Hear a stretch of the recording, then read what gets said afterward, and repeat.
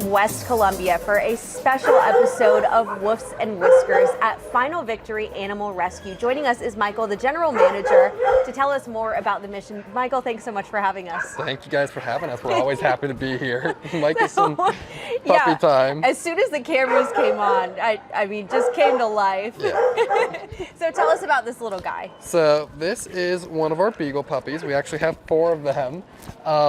They came to us, a guy surrendered them to us, the 4 of them. They're, I guess, technically up for adoption at this time, but also not available as we're going through and getting them medically set up. We're treating them for a skin condition right now, but they're right about 8 to 9 weeks old, and so they're getting ready to go to their adopted homes. And they're just sweet as can be. They're some of the cutest dogs that we've had in quite a long time. So tell us a little bit about the mission of Final Victory. When did it get started? Yeah. What do you do? So we started in 2017. Katie, our founder, started it.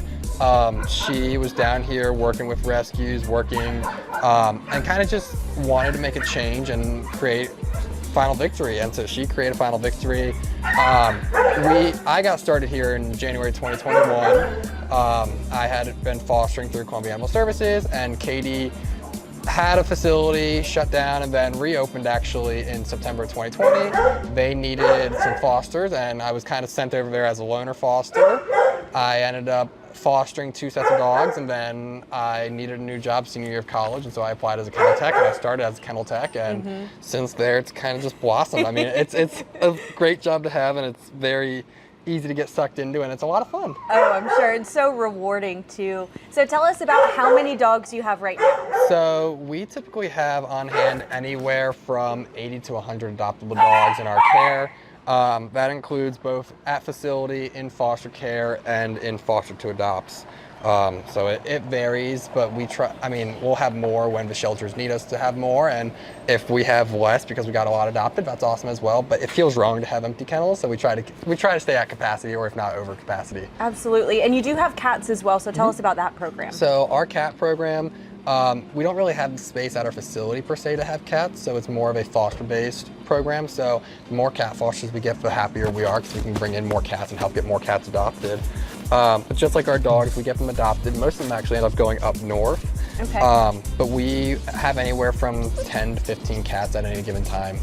Wow. So for someone who maybe thinks, oh, I want a pet, but I'm not sure if it's the right fit, or I'm not sure if I'm ready for a pet, you do have foster to adopt. Yes. So our program, that's the microphone.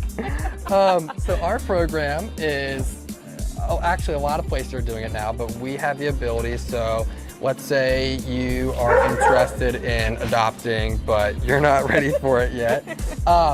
You don't know if you're ready for it. It's going to be your first time dog. Not only do you get paired up with an adoption processor who's going to go through and figure out that, hey, this dog's the best possible fit, it's what you're looking for. The dog you initially applied for, they might be a little bit too crazy for you, so this is the dog that we would go for. You love that dog, you come here, you meet that dog, and then we set you up with foster to adopt, which is a 10 to 14 day period of time, so that you can take the dog home, give it time to settle in and decompress, because that's a major thing, is a lot of people don't realize that it takes the dogs a little bit of time to decompress after they come out of shelters. So it gives them time to decompress a little bit, make sure that you're seeing the dog's true activity level, seeing the dog's true behaviors per se, and then it allows you to make sure that let's say you're at work for 2 weeks and you're coming home every single day and you just don't have time for the dog, then you're not committed to the dog at that time. Or if you find out that, hey, this dog's perfect, I love it, then you come in and you finalize the adoption, get all of that paperwork, and it helps us out a lot, because even if you decide that, hey, this dog is not the dog for me, we're able to at least have the dog out of the facility for a little bit, learn about it in a foster home, get better photos of it in a foster home, and it just helps the dogs be not in the facility. One thing I love about Final Victory is that it seems like you are involved in several community events around town. So tell us a little bit more about your involvement in the community. Yeah, so we're really just trying to become a community organization. The more that we can do for the community, the more it benefits, and the more groups that get involved, the more you can benefit the community. So we work with a couple different groups of partners. We have a couple corporate sponsorships, and we're always trying to get more sponsorships. They help us out by donating either time or money or supplies that we need as a rescue. But we work with like Market on Main. We do our first Thursday with them where we take adoptable dogs out there. We work with Tin Roof for events over there. So we actually do our Stuff the Sleigh event each year where we bring adoptable dogs down there. I remember last year, not only did we get 3 dogs adopted at that event, but we actually, one of our dogs got adopted. They came, they thought that they were gonna pick it up the next day, and then as they were driving, they just could not stop thinking about her. Came back, picked the dog up from there, and we were actually able to go pull a dog from the shelter. Instead of coming back over to the facility, we just went to the shelter, said, hey, this is another dog that we can rescue. Pulled it, got it over there. She got interest that day, went into a foster home the next day from that event.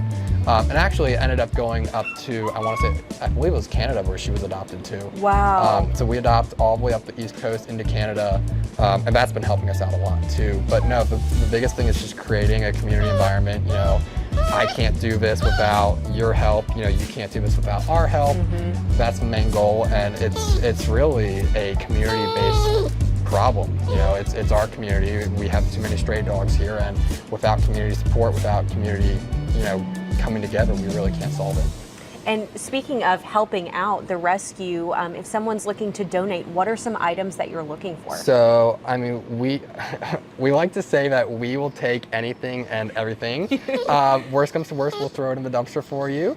But, we specifically need really any dog-related item, food, toys, leash collars, harnesses, all that good stuff. We use linens, blankets, sheets, pillow cases, everything like that, because all of our dogs get nice comfy beds at night. We always use cleaning supplies. We do lots of deep cleaning in here, so the more supplies that we can get, bleach, Lysol, stuff like that, we use that. But we're always looking for anything and everything. We're looking for like childhood play houses for like your backyard that we can put in the dog pen so that they can have something to play in during the day. Kiddie pools, we go through kiddie pools like crazy. The dogs love to swim in it, the dogs sleep in them. So we have a large variety of items that we use, but it's all on our website. Our website has a lot of the main things that we need, ways that people can help us, whether it's volunteering, whether it's donating. Our website's been really helpful. Wonderful. And are you looking for volunteers? Yes. So we always need volunteers, whether that be fosters, whether that be on-site volunteers, off-site volunteers. So if you go onto our website, you can fill out the volunteer form. There's like 20 different types of volunteering we have, which is a lot. We have on-site volunteers who come here and they help walk dogs, bathe dogs, clean out the kennels, give the dogs social interaction. We have off-site volunteers when we go to events. We need people to help us bring dogs there. The more dogs we have, the more exposure the dogs can get. So we always want people to come, hang out with the dogs. Fostering is huge. That is probably our biggest necessity because we're able to get dogs out of the shelter and into foster homes, learn about them, get great photos, and just give the dogs a good home until they potentially get out of there. But we're always open for volunteering. We have group events that we do. So we have groups contact us and they bring 15, 20 people in to volunteer. We've gone to events like yesterday I was on Green Street at the university with Zeta Tau Alpha, one of the sororities, as they were doing their fundraising philanthropy event. So we had a couple dogs out there, and so we're always looking for volunteers.